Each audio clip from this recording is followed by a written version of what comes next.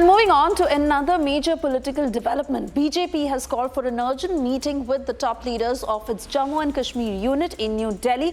In fact, this comes amid increasing discussions about the potential assembly polls in the region. Sources indicate that the central leadership aims to strategize and solidify their plans ahead of the elections, focusing on key issues and candidate selection.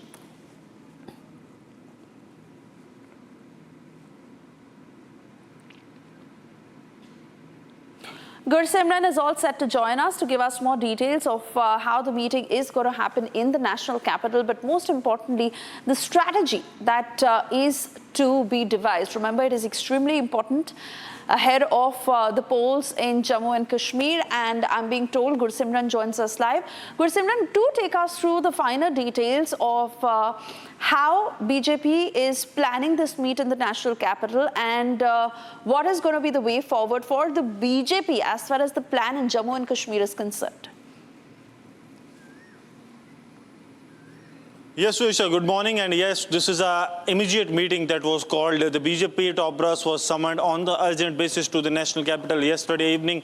The top brass of the Bharatiya Janata Party, that includes the 7 leaders, the state president Ravinder Raina, the state general secretary Ashok Kaul, along with the 3 general secretaries that include the advocate Vibodh Gupta, Dr. Manyal and Sunil Sharma, along with the 2 members of parliament, that is Jugal Kishore and MOSPMO Dr. Jitendra Singh. All 7 have been called to the national capital today, and they are living. 6 out of the 7 were in Jammu region when they were called to the national capital. Now they have a series of meetings lined up at 6 in the evening. That is what we are getting to know from the sources within the Saffron party, that they will be meeting G. Kishan Reddy, the union minister, and also the in charge of the J&K assembly polls, G. Kishan Reddy, at 6 in the evening. At 7 they will be meeting the BJP national president JP Nadda, and also it is expected that they will also be calling on the union home minister Amit Shah, and the discussions will be on the assembly elections in Jammu and Kashmir, as the Supreme Court has already set a deadline of 30th September to hold the assembly elections in Jammu and Kashmir.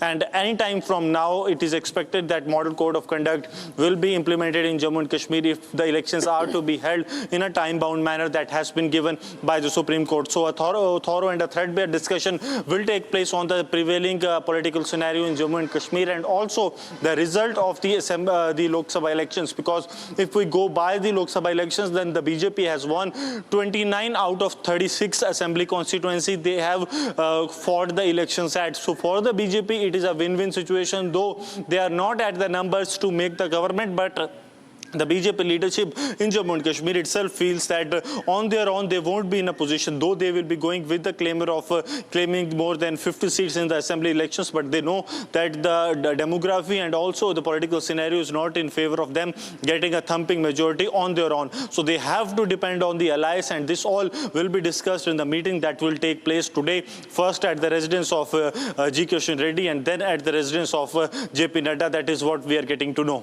Yes, Suesha. But Gursimran, that exactly is the tricky part, because the alliance with Mehbooba Mufti the last time around was a complete miss.